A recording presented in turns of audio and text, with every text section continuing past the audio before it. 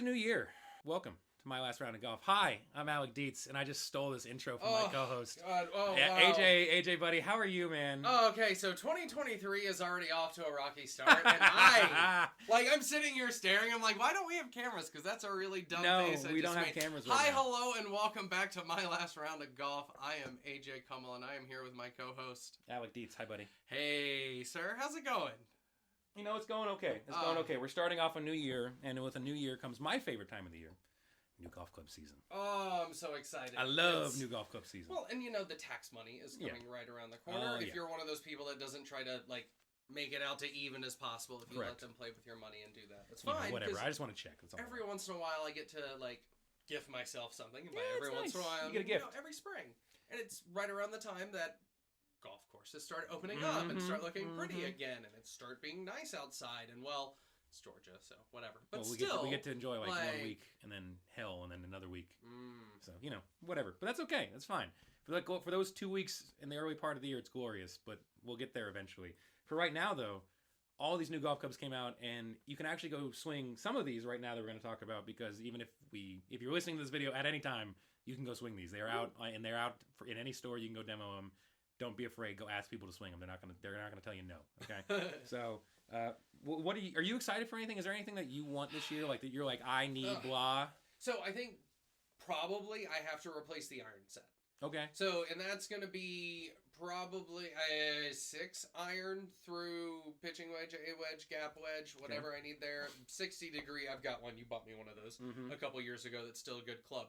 But that from last year to this year, it was, hey, as soon as I get to 15, 14 handicap, that's time to do it. And I think that's where I'm at this year is I need a full new iron set. I would like to replace my driver and fairway woods as well.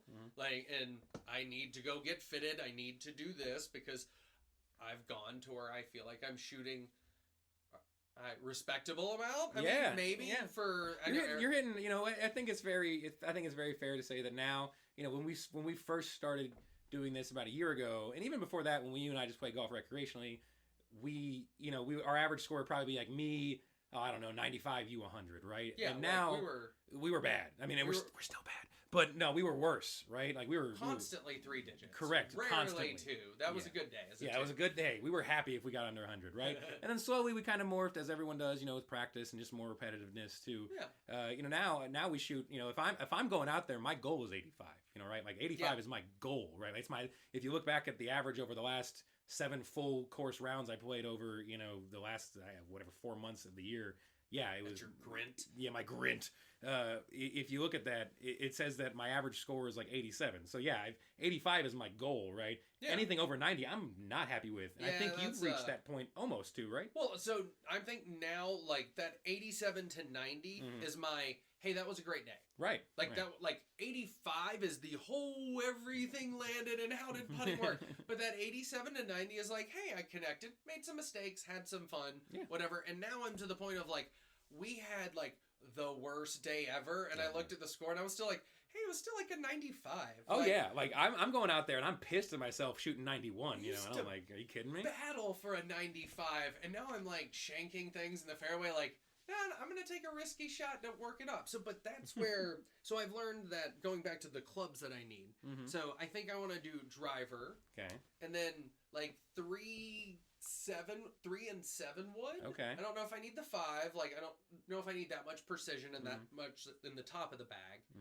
And then a hybrid 5.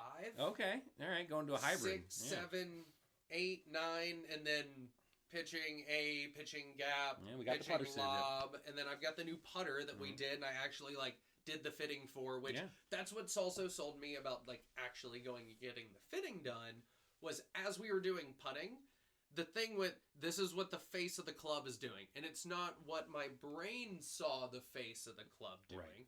It is what the face of the club was actually doing, and that's when my body went, oh yeah, we do that. We do that. That is something that we do, and now that you've shown me that, I can acknowledge that it exists. Correct. So I'm excited and scared of what this experience is going to be. I think a big thing that everybody forgets when looking at new clubs, because we just hope, everyone has that magical hope that, if I swing this club, I'm suddenly going to turn into some kind of semblance of Tiger Woods and anything. But what really people need to kind of more understand is that a good fitting is more of a learning tool to figuring out how you swing and what would fit your swing better rather than what club is going to make me better. Does that make sense? And I think that's why I've always held off. Like, you know me, I played Bridges clubs, which were made in Tallapoosa, Georgia. Yeah. I think we already talked about that Hell last season. Yeah. Or last year. But it's one of those of, I've always had that mentality of like, no, I can fix my golf game. It's not the equipment, it's me. It's not the equipment, it's me. Right. So I always hold off on buying equipment. And these are clubs, what, 2015, 2016? The Nikes, Nikes are playing are 2014. And, I would dare say that for now, they're probably okay. But yeah, when we first started playing them, they were probably too advanced for what you were playing. Oh, hundo, they were way too rough. They were cool looking. But I'm also a person that I like learning at a higher level equipment because I'm like, no, let me buy what I need and I'll settle into the precision with it. And now it's to the point of like, okay, my swing can actually improve a lot now by finding the correct tool for the job. Right. Versus of like, hey, I'm just a rando like who builds stuff at the end of the day. Give me the top of the level drills and stuff. Like, no. Just give me the Makita. Give me the Makita, the Milwaukees, like, the I don't Ryobis, need this. Team Yellow. Now, where if you give me one of those, like, hey, I can make magic happen every now and then. Like, I'm not gonna be like Disney dancing through there, and it's perfect. But people just need to take an open approach to getting fit and understand that. You're not going to walk into a fit normally unless you're a single digit handicap and be striping every single ball that you see in there. Yep. That's okay. That's fine. The good thing about getting fit is figuring out what works for you, not like what you need to make work.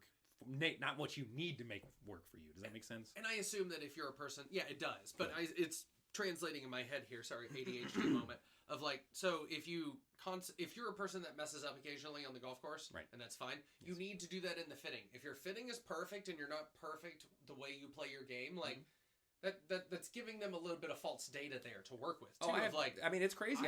I've had coworkers who I know are 4 handicaps, 5 handicaps, go out to the Titleist Performance Institute in California and get fit by Titleist. And it was nothing but shanks. And the guy was literally fit him for like game improvement irons with regular flex. And I know this man is anything but that. So, I mean, everybody has weird days, but you just got to take what you get. Well, I think that's part of what is my journey through golf last year was learning to accept of like, hey, I'm not my ideal moment. I'm me. Right. No one, and like very few as everyone the ideal golfer that they think they are. And that's what stood out once again, going back to the putting fitting was, every time I would swing the club, like right before you would go, just tell me when you're ready, you're not going to make the putt. You're not focusing on making the putt. You're not going to make the putt. Don't focus on it. And strangely enough, you actually made majority of the ones that you did. But it's telling that brain, don't focus on the end result, focus on the swing. That's what we're here to look at, and that's having the translation of like, hey, I'm not an ideal, but blah, blah, blah. But it's okay. So, but going into this whole process, we're at the start of the new year. Some new clubs have come out. We have, just to name drop a couple of them. I don't know, let's start at the TaylorMade. TaylorMade Stealth 2. You have the Callaway Paradigms coming out. The P-A-R-D-Y-M because they're cool. Paradigm. Like, is it like PIM? Is that how we spell PIM? I guess so. I don't, you can tell I'm terrible at that. Sorry. No, it's okay. It's fine. And then we also have the Ping G430, right? And there's also the Srixon Z, the new ZXs, and etc. But I think the majority of what you're going to see out there in big box stores or retailers is going to be the Ping, the Ping, the TaylorMade, and the Callaway, right? Yeah. All of which, I know the Ping, I definitely know the TaylorMade, got to check on the Callaway, but you can definitely swing the Ping and the TaylorMade today, like right now. If you want to go swing them, go for it. But let's talk about the process of going to look for a new club, right? I obviously work in the golf industry, and I have friends, and people say, "Hey, I need a new club. Well, I need a new driver. What do I do? I don't know." No, okay. Here's how you do this, people. Okay, figure it out. 1, please figure out why you need the club. Okay, it's fine if you tell me that you need to hit a certain number because there's a certain hole at your favorite course that you have to hit 205 yards exactly. Cool, great.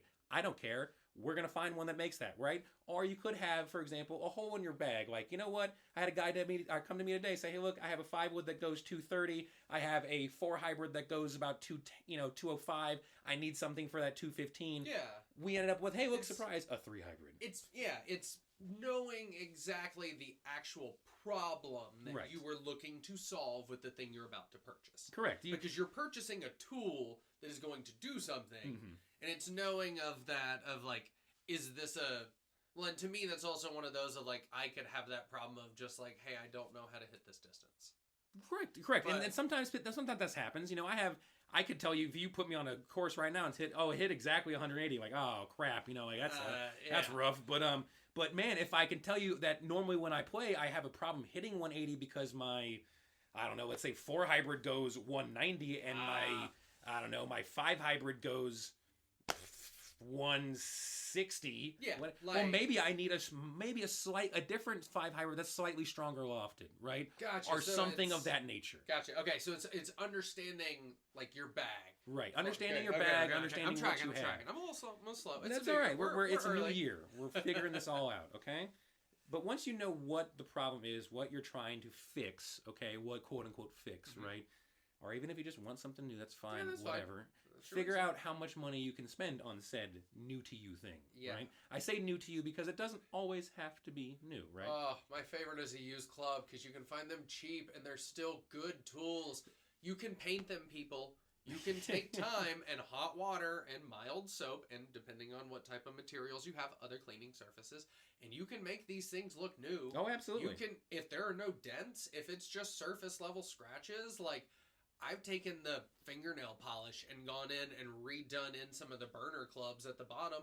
It looks great with a fire engine red from see, like, bam. Hey, some of this is fun, especially when you're in lockdown and you don't have much to do. Golf doesn't have to be terribly expensive. If you want to go buy the new clubs, because most people do, right? Yeah, they're and fun. And you have the money to go do that and are willing to do it, go for it. No problem. The benefit is for most new clubs, that's what you can get fit for in custom order because all obviously new manufacturers are only going to want you to buy their newest thing, right? They're not. Yeah. So that's the one downside. You can't get fit for. Hey, can I get this 23-year-old driver fit to me? In a sense, yes, but no. Okay. We can build one. We can build one. Correct. Like, right. Yeah. And that may be how you go throughout it. You could build true. clubs. I mean, there are definitely marketplaces even throughout Facebook or good old fashioned Craigslist, for the love of God, right? Please don't use Craigslist. Hey, but no, if you do, just please go to a police station. Please. They always have the spot outside where you can do a monitored transaction. So yeah, just be smart, okay? We're from Atlanta. We're a city where Craigslist was bad. Just Craigslist. Please. But once that also shows our age. It does. I'm sorry. We're so old. Once you know how much you can spend, if you do have the ability to then kind of get a newer club, right, or at least go see somebody about your swing to get fitted for a club, make sure you kind of do your own reality check, right?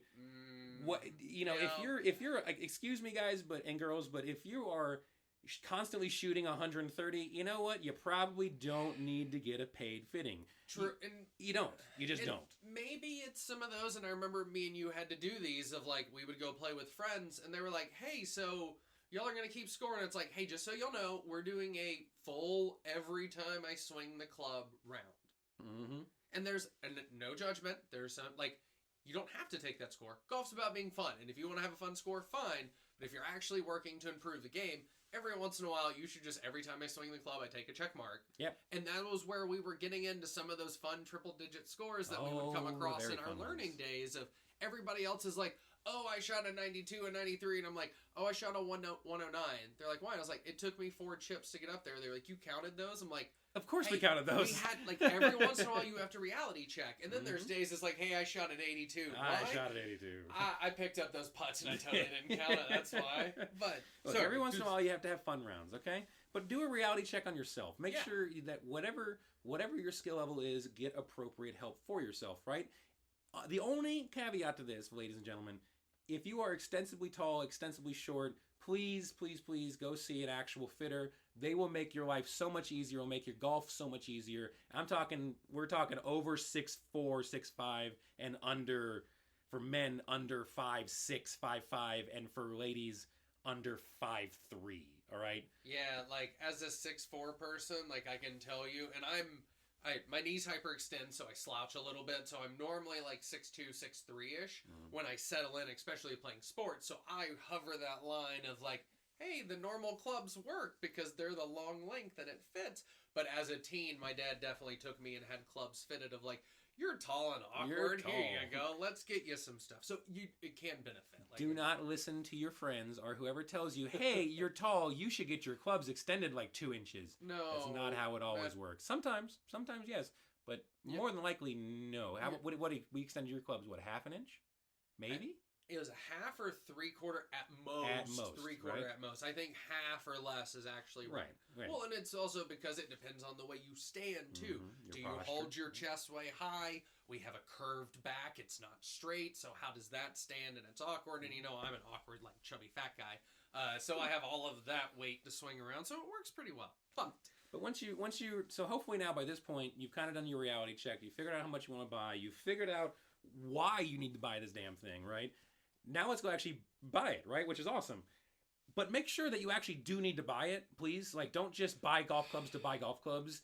You might actually get more benefit of learning how to hit a shot differently than you may have thought to maximize your 3-wood or such, right? I mean, we did that with what club for yourself? I can't remember. We were out in the backyard on the R10.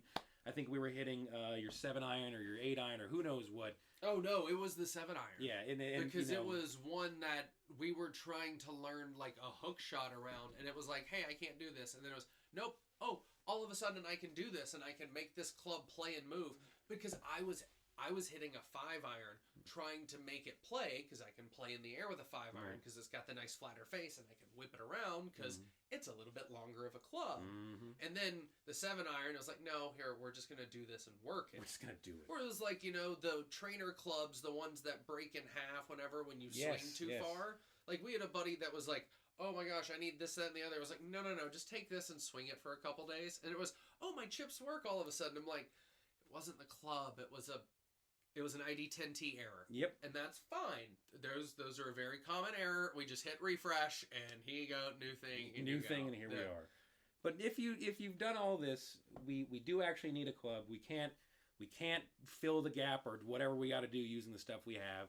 Please, like I said, if you have the ability to, if you literally have the ability and/or have the ability, please go get fit. Please get fit.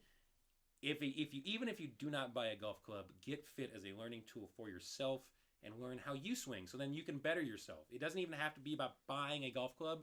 Get a proper fitter will tell you more about your golf swing than you would have known about it, even if you don't end up buying a golf club from them. And that's what I'm excited about and nothing else, because I'm a nerd and I work with data and engineering and things like that. So I'm excited to at least be able to see, like, hey, this is your swing path. This is the way this moved. This is the way that moved.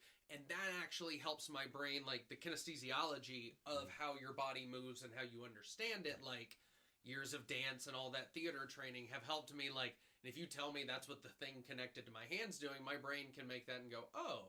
So, like, even if I wasn't set to buy new clubs, I'm excited to get fit. And so I'm excited to be able to tell everybody, hey, this is what I learned from it. This is why you should do this. Even if you're not going to do this, like, if you're like me and you're not going to go take those lessons that you keep talking about doing and not maybe going and getting fit, it's like, hey, the money that I was going to spend on lessons went to get fit. So, I spent it on golf still.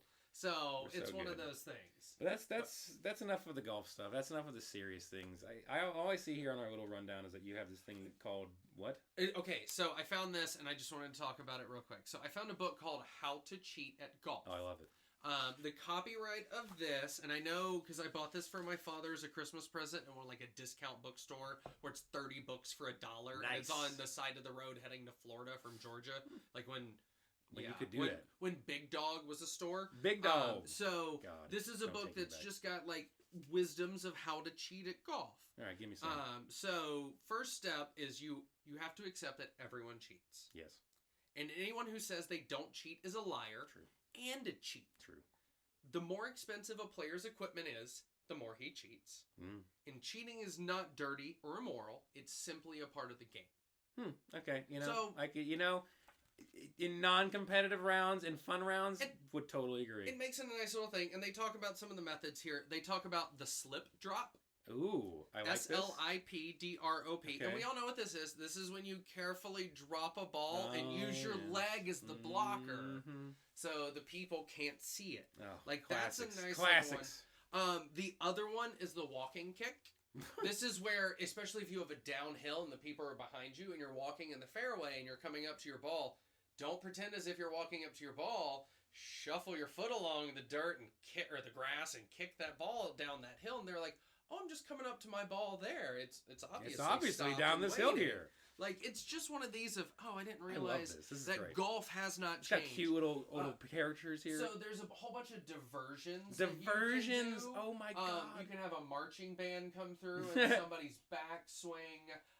You can throw multicolored handkerchiefs, something about your mother-in-law gave you. You can really tell like what was built into this. I love this. I like pulling out a .22 pistol and saying that you just shot a deadly snake and that you were doing everyone a favor. So, you know, we were really prepared for a lot. You know, I love how we could just pull out a .22 back then. You could step in front of their swing. Now, that is a rocket shot, and that is a dangerous thing to step in front of.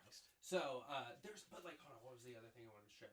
Oh, if you whiff a shot, just keep doing it 5 or 6 times. Yes. Like, fully commit to it, which I've done that bit. Hey, we've all, you know, practice swings.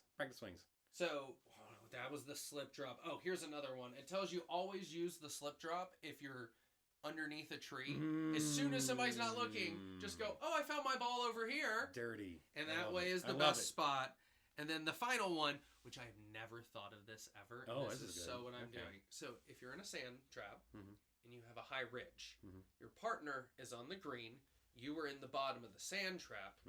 Hold your club up, throw the ball, and smash at the same time. It also helps if, as you pick up the ball, pick up sand in your hand as well. Yes. So sand goes with the ball. Step out of the trap. Make sure to rake the trap. Make sure. Don't be a dick. Rake the trap. Be excited about your shot and just masterfully go over. Great bunker shot.